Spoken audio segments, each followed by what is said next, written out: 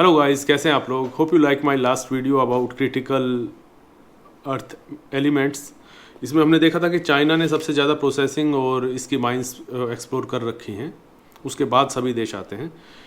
और हम आज देखेंगे जैसे डॉलर में ट्रेड है वो 80% 50 साल से हो रहा है। सारा ग्लोबल ट्रेड 80% तक डॉलर में हो रहा है, लेकिन उससे अमेरिका को एडवांटेज मिलती है कि वो अपना बिना कोई रॉ मटेरियल या रेयर अर्थ एलिमेंट या कुछ ऐसी माइंस का प्रोडक्ट दिए बिना सिर्फ करेंसी छाप के हमारा सारा एलिमेंट ले सकता है, क्योंकि उसी के पास एक है जो इसके पास डॉलर प्रिंट करने की क्षमता है। लेकिन इसी मिसयूज़ को देखते हुए उसको देखा है वो कभी किसी पे सैंक्शन लगा देता है, कभी किसी को सब्सिडी दे देता है, वेपन्स दे देता है, एनिमी कंट्री पाकिस्तान को F-16 दे देता है, हमारे ऊपर सैंक्शन लगा देता है, रशिया के ऊपर सैंक्शन लगा देता है। तो ब्रिक्स कंट्रीज़ ने इस न्यूसेंस को ख़त्म करने के लिए डॉलर को डिच करना शुरू कर दिया है। इससे यूएसए में पैनिक हुआ है और उस पैनिक का शॉक का असर अभी हमें थोड़े टाइम में देखने को मिलेगा। तो असल में होता क्या था ना कि अगर जैसे ही फिएट करेंसी वीक होगा, जैसे ही डॉलर वीक होगा, वैसे ही जो रियल कमोडिटीज़ हैं जैसे एनर्जी है, मेटल्स है, फूड है, वाटर है, इनके प्राइसेस बढ़ते चले जाएंगे।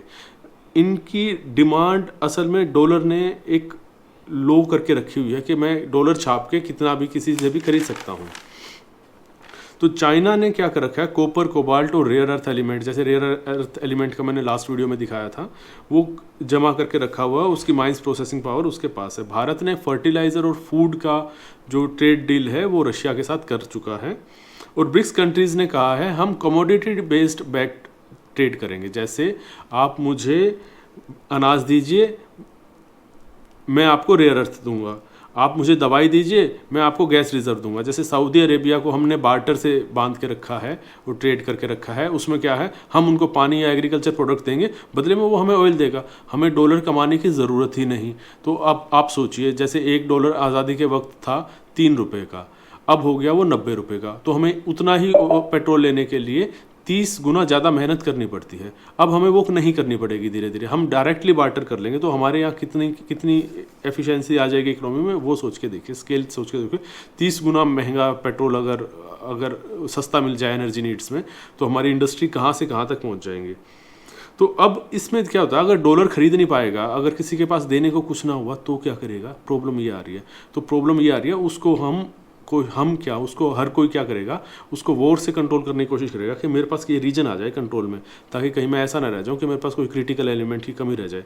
तो चाइना इसमें सबसे आगे है। चाइना ने 60% रेयर अर्थ एलिमेंट कंट्रोल करके रखे हैं, उसके पास हैं। 80% रेयर अर्थ एलिमेंट्स की प्रोसेसिंग करके रखी है उसने। 70% लिथियम की प्रोसेसिंग चाइना के पास है और 68% कोबाल्ट की रिफाइनिंग चाइना के पास है। चाइना ने पहले से ही कर रखी है। अब यूएस और यूरोपियन यूनियन वो तो करेंसी छाप के खरीद लेते थे, उन्होंने अपनी माइंस बना नहीं रखी, तो अब वो स्क्रैम्बल करेंगे अफ्रीका के कोबाल्ट में। उनको डर लग रहा है अब हम क्या करेंगे, तो अफ्रीका का कोबाल्ट, लेटिन अमेरिका में निकल है, वहाँ पर कुछ ना कुछ हरकतें करेंगे, वहाँ की पॉलिटिकल अनस्टेबिलिटी करेंगे, कुछ ना कुछ ऐसी हरकतें करेंगे। ग्रीनलैंड के रेयर अर्थ एलिमेंट हैं, या आर्कटिक सर्कल में कुछ मिनरल्स हैं, वहाँ जाके ये हमारा है, ये हमारा है, ये हमारा है, ये करना शुरू करेंगे। या अफ्रीका में Congo, Bolivia, Guinea, central Asia, यहाँ कुछ ना कुछ डाइल्यूशन आ सकता है, कुछ ना कुछ बॉर्डर डिस्प्यूट्स हो सकते हैं। तो ये सब इस डीडोलराइजेशन की फेज़ में चलने वाला है। That's all for the today guys. आपको ये वीडियो अच्छी लगी, please like, share and subscribe my channel.